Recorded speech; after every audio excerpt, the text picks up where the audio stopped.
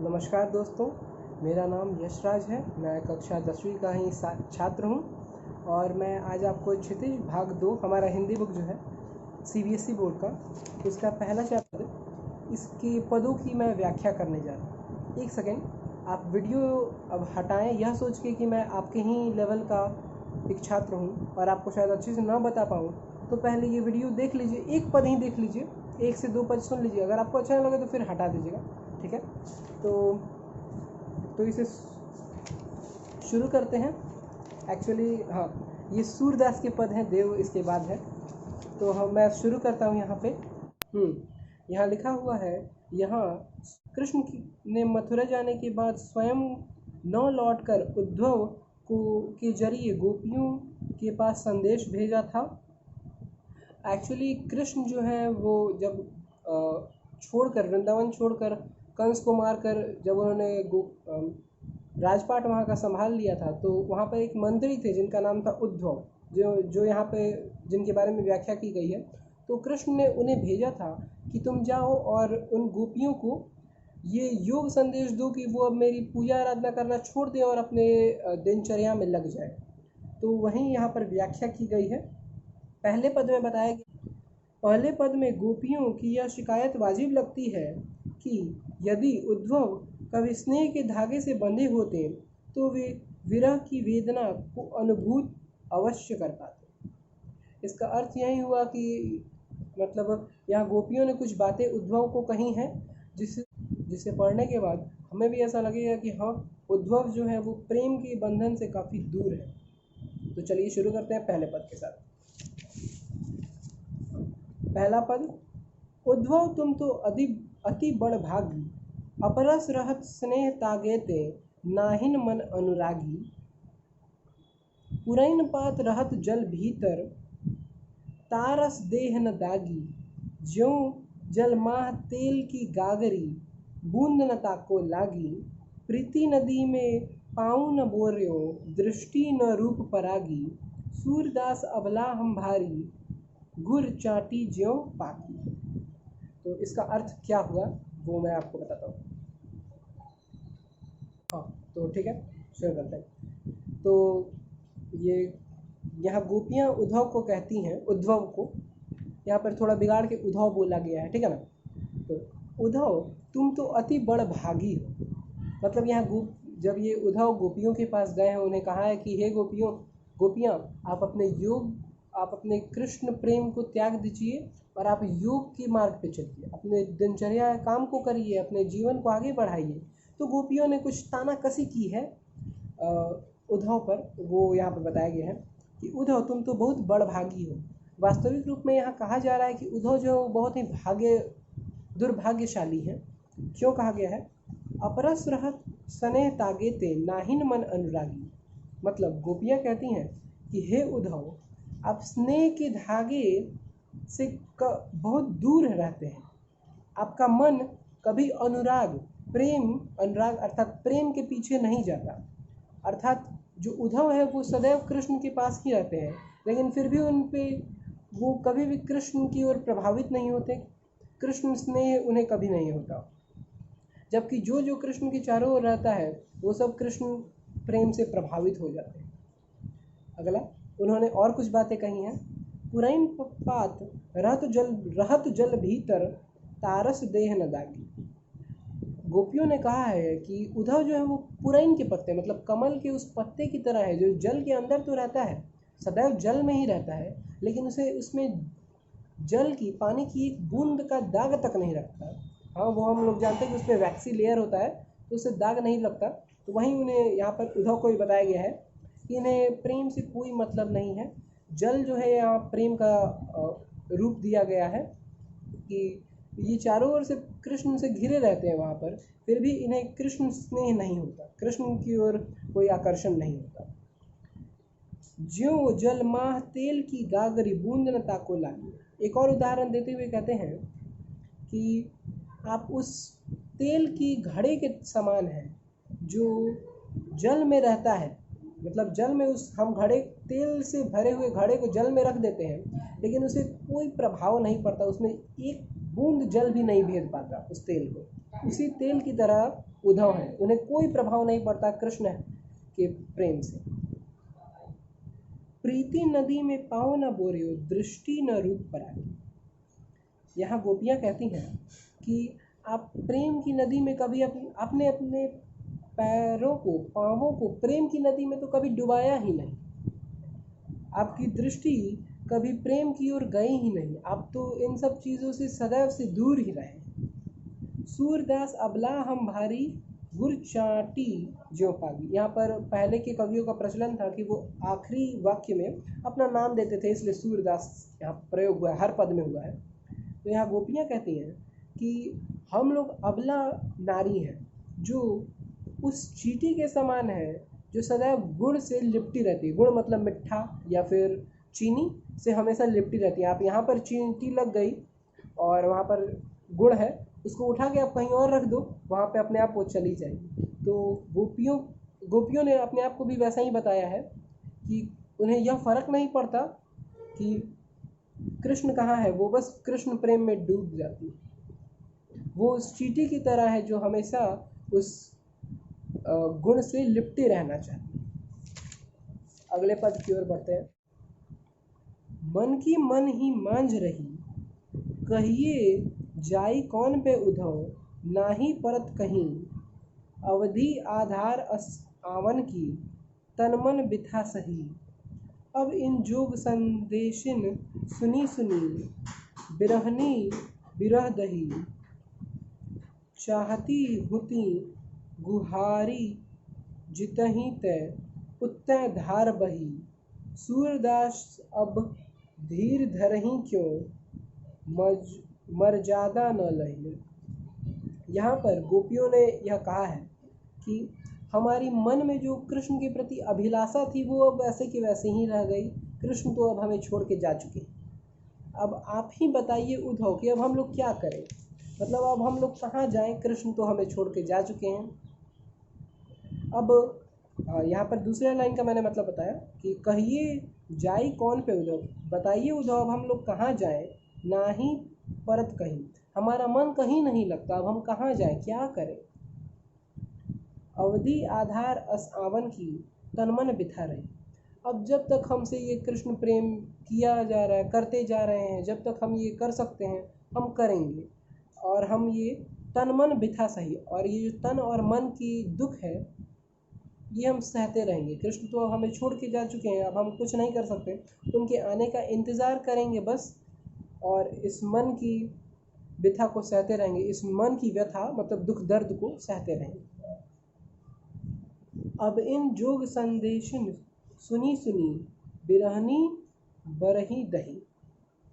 यहाँ पर कह रही हैं गोपियाँ, कह रही हैं उद्धव को कि अब आपके इन योग संदेश को सुनकर हम बिरहनी मतलब हम लोग जो दुख से पीड़ित औरतें हैं, हमारे आँखों में और आंसू आ रहे हैं, हम लोग और विरह में डूबते जा रहे हैं। मैंने विरह मतलब और क्या हो, और उदास होते जा रहे हैं, हमारा मन और खराब होते जा रहा है। चाहती हुती गुहारी, जहिते उतते धार बही। यहाँ पर गोपियों ने कहा है कि चाहती हुते गुहार जहिते मतलब जिस दिशा में, मतलब कृष्ण की ओर जहाँ हमने गुहार की, जुहार की कि हमें प्रेम मिले, जो हम चाहते हैं स्नेह कृष्ण से वो हमें मिले, उतैते धार बही, उसी दिशा में अब योग की बात हो रही है। मतलब हम लोग उस दिशा में जाते, कृष्ण से चाहते हैं कि वो हमें प्रेम करे, स्नेह करे, लेकिन अब कृष्ण ही हमें योग और वैराग्य की बातें सिखा रहे हैं। सूरदास अब धीर धरही क्यों, मर्यादा न नहीं। गोपियाँ कहती हैं कि अब हम लोग धैर्य क्यों रखें, अब आपने तो हमें बता दिया कि कृष्ण आने नहीं वाले हैं, अब हम लोग क्या करें। अब तो हमारी न मर्यादा भी नहीं रही, क्योंकि गोपियाँ जो थी वो कृष्ण के जाने के बाद ये अपने पूरे क्या कहेंगे दल के साथ जो गांव-गांव घूमती थी और कृष्ण की गीत गाते रहती थी। इन्हें किसी से कोई प्रेम मतलब नहीं था, बस कृष्ण की गीत गाते जाते थे। तीसरा पद, हम हमरे हरि हारिल की लकड़ी, मन क्रम बचन नंदन उर, यह दृढ़ करी पकड़ी, जागत सुवत स्वप्न दिवस निसी, कान्हा कान्हा जकरी, सुनत जोग लगता है ऐसो, ज्यों करुई ककरी, सूते व्याधि हमको ले आई, देखी सुनी न करी, यह तो सूर तीन ही तैस सौंपे, जिनके मन चक्रे। अब यहाँ पे क्या कहा गया है, हम तो हारिल की लकड़ी।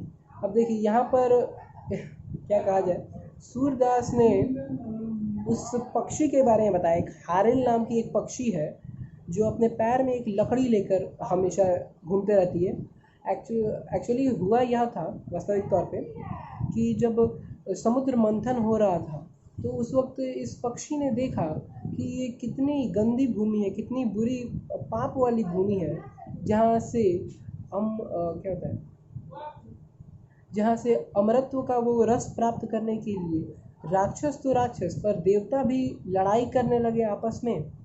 तो इसीलिए उस पक्षी ने निर्णय किया कि अब वो पक्षी है, थकेगा, उतरेगा ज़मीन पे, तो उसने निर्णय किया कि जब भी वो धरती पे उतरेगी तो वो एक लकड़ी को लिए रहेगी अपने पैर में और उसी के सहारे उतरेगी। इसके कारण क्या होगा, वो अपने पाँवों को कभी उस धरती से, उस गंदी धरती से, इस गंदी धरती से कभी छुआएगी नहीं। तो मन तो वहीं कहा है कि गोपियाँ कह रही हैं कि हमारे जो हरि हैं, हमारे जो कृष्ण हैं, वो उसी हारिल पक्षी की लकड़ी के समान है। मतलब ये भी उसे हमेशा उन्हें हमेशा पकड़े रहना चाहती हैं, उनके पास रहना चाहती हैं, उनके स्नेह को प्राप्त करना चाहती हैं।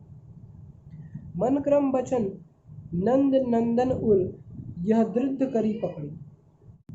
अब ये कहती हैं कि हम भी कृष्ण को मन से, क्रम से, मन से, कर्म से कृष्ण को अपने सदैव हृदय से लगाकर रखना चाहते हैं। और ये हमारा दृढ़ संकल्प है कि अगर कृष्ण हमारे पास आ गए तो हम उन्हें कहीं जाने नहीं देंगे, उन्हें अपने सदैव हृदय से लगा के रखेंगे और मन और कर्म से उनकी सदैव आराधना करेंगे। सुनत जोग लागत है ऐसो, ज्यों करुई ककरी। अब गोपियाँ कहती हैं कि हम तो प्रेम की भाषा बस जानते हैं और उद्धव आप तो हमें योग और वैराग्य की बातें पढ़ा रहे हैं, तो आपकी इन बातों को सुन के हमें तो ऐसा लग रहा है जैसे कि किसी ने कड़वी ककड़ी हमें चखा दी हो। ककड़ी अगर आपने खाई होगी तो ध्यान दिया होगा या खरीदने गए होंगे, वो कभी पहचान में नहीं आता कौन मीठा है, कौन अच्छा है, या और कौन कड़वा है। कुछ तो अच्छा लगता है जैसे खीरा लगता है, और कुछ बहुत ही कड़वा लगता है। तो वही है कि ये बहुत ही कड़वा ककड़ी लग रहा है इन्हें। ज्ञान की बातें मतलब ये कभी पसंद नहीं करना चाहती।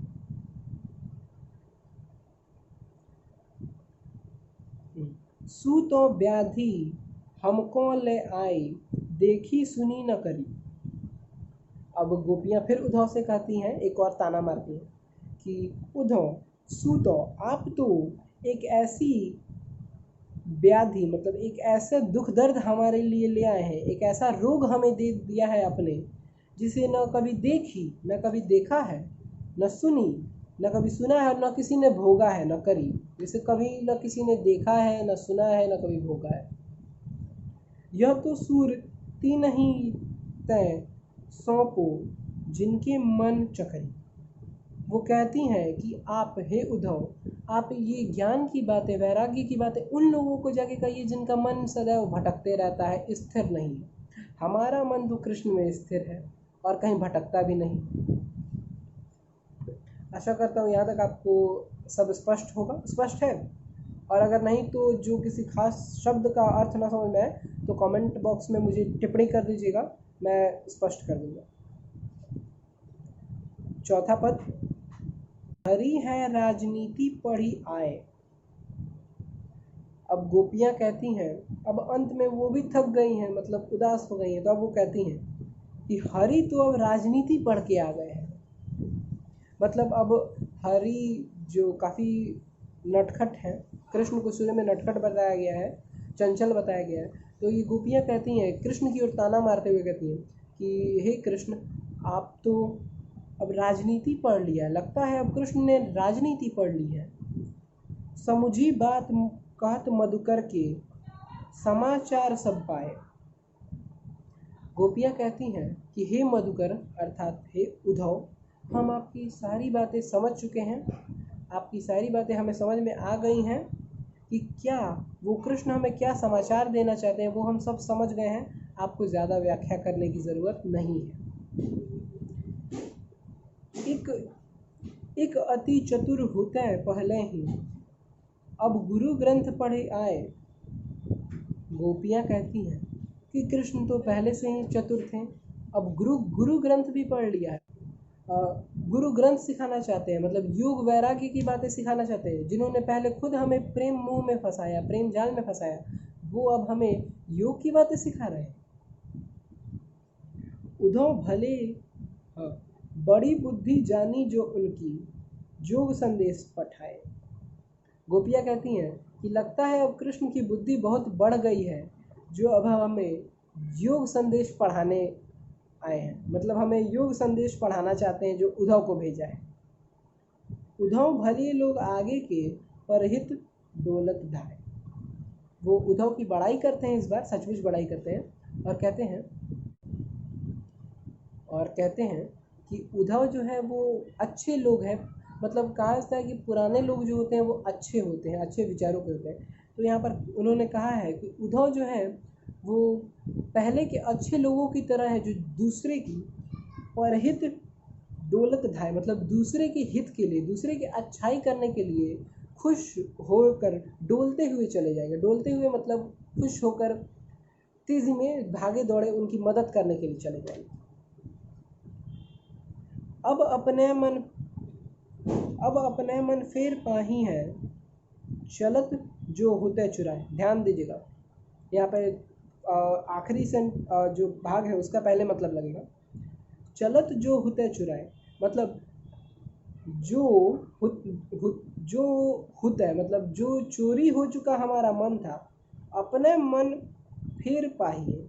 मतलब गोपियाँ कहती हैं कि अब हम अपने उस खोए हुए मन को, जिसे कृष्ण ने चुरा लिया था, उसे वापस ला लेंगे, मना लेंगे अपने आप को और फिर से अपने दिनचर्या पर लौट जाएंगे। वो बस एक बात कह रही है कि अब हमें भी लगता है कि अब हमें हार मान ही लेना चाहिए। त्याक्यों अनीति करे आपुन, तैजो अनीति छुड़ाए। राजधर्म तो यह सूर जो प्रजा न जाहि सताए। अब यहाँ अंत में फिर उन्होंने टोंटबाजी कर ही दी, ताना कसी कर ही दी कृष्ण पे, और कहा गोपियों ने कि हे उद्धव, आप जाइए कृष्ण के पास और उन्हें कहिए कि त्याक्यों अनीति करे आपुन, वे हम पर क्यों अनीति कर रहे हैं, वो हमसे अन्याय क्यों कर रहे हैं, हम उनका स्नेह चाहते हैं तो हम स्नेह क्यों नहीं दे रहे हैं। जय और अनीति छुड़ाए। वो कृष्ण जो दूसरों के साथ अनीति होते हुए देखकर दूसरों को बचाने के लिए जाते हैं, वो आज हम पर ही अनीति कर रहे हैं। ये तो गलत बात है। राजधर्म तो यह है जो प्रजा न जाहि सताए। राजधर्म तो यही है कि प्रजा को सताना नहीं चाहिए, प्रजा की बात माननी चाहिए। तो दोस्तों बस इतना ही था इसका अर्थ। अब जितने लोगों से आप सुनिएगा सबका अलग अलग अर्थ देगा और सब आपके थिंकिंग स्किल को बढ़ाएगा ही। तो अगर आपकी इच्छा हो तो मैं अपने जो इसके हर एक पद को मैंने लिख कर बनाया है खुद से, अपने गुरुजी के आधार पर, वो मैं आपको दिखा सकता हूँ। और बस इतना ही। आशा करता हूँ आप प्रश्न उत्तर कर लीजिएगा। अगर कोई प्रश्न फंसे तो कृपया कर टिप्पणी ज़रूर करिएगा। धन्यवाद, नमस्ते। आप चाहें तो इसका स्क्रीनशॉट ले सकते हैं। आशा करता हूँ सब साफ दिख रहा हो। यह दूसरा पद है, यह मैंने खुद से तैयार किया है।